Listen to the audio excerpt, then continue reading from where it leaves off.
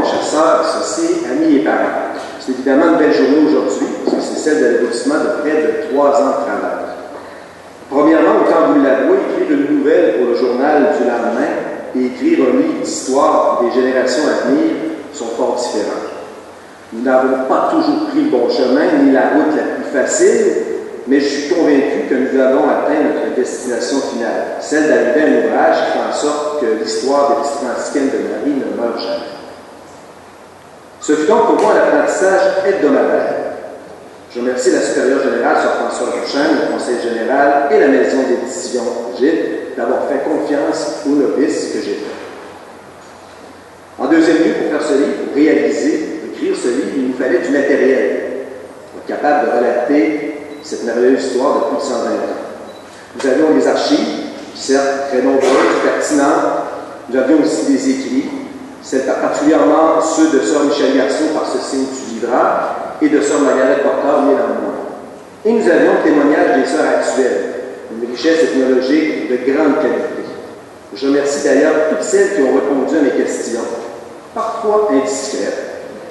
Je peux vous assurer que vos états d'âme, vos sentiments et vos souvenirs ont inspiré chacune de ces pages.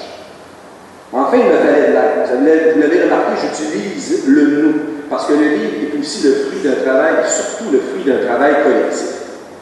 On les a présentés tout à l'heure. Ces 3 personnes, d'ailleurs, mériteraient que leur nom côtoie le mien en page frontispice du volume. Mais elles n'ont pas voulu. Elles portent le nom de petite franciscaine de Marie, j'insiste sur le mot petite, même quand il est temps de recueillir le mérite d'un travail. Alors, elle était la gardienne de la forme. Avec elle, c'est le mot juste qui prévalait. Elle a passé des nuits à corriger, comme elle devait le faire lorsqu'elle enseignait. Cette expertise a d'ailleurs été fort utile dans le chapitre traitant des écoles. Merci beaucoup, Sœur Marielle Lavoie.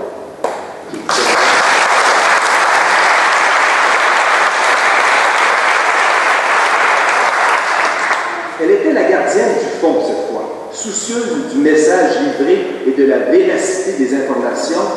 Je dois avouer qu'elle s'est torturée l'esprit à maintes reprises. Son passage comme directrice de l'hôpital Sainte-Anne, notamment, a permis d'enrichir le chapitre traitant des œuvres sociales. Merci beaucoup, Sœur Gisèle Portier.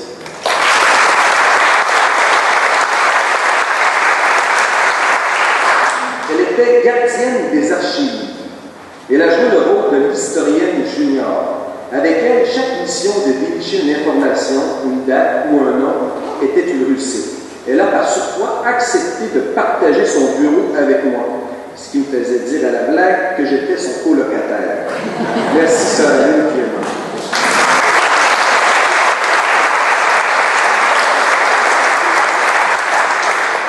Anecdote, s'il en est une, au départ, nous avions projeté d'embaucher un historien junior, probablement un universitaire, ce qui n'a jamais été fait. Nous avions notre junior qui avait 85 ans. Ça valait évidemment, notre historien junior. Et comme je disais, après chaque journée difficile, on se félicite et on se remercie. Ça préparait la journée du lendemain.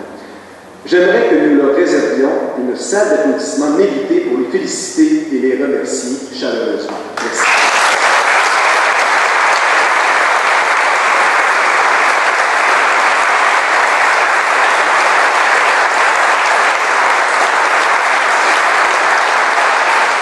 Écrire ce livre a été une expérience inoubliable, plus difficile que je ne l'avais pressenti, je le dis, mais tellement enrichissante.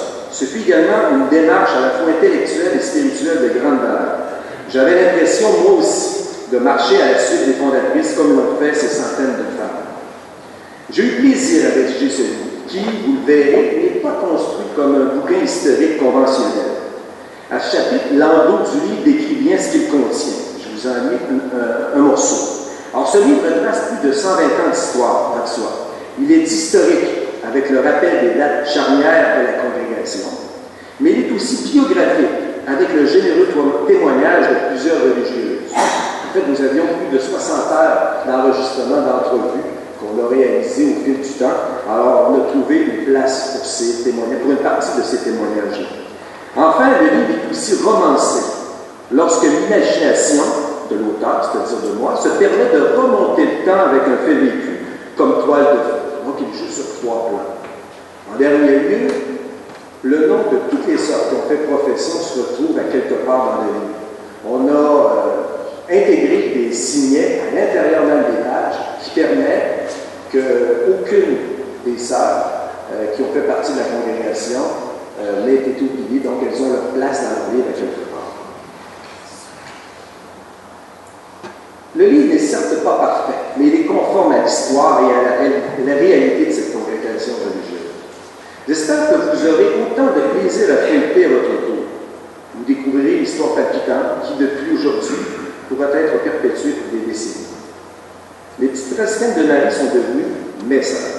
Elles m'ont ouvert non seulement les portes de leur histoire, mais celles de leur cœur aussi. À mon tour, avec ce livre, d'ouvrir les portes de leur histoire au monde qui nous entoure. Bonne lecture.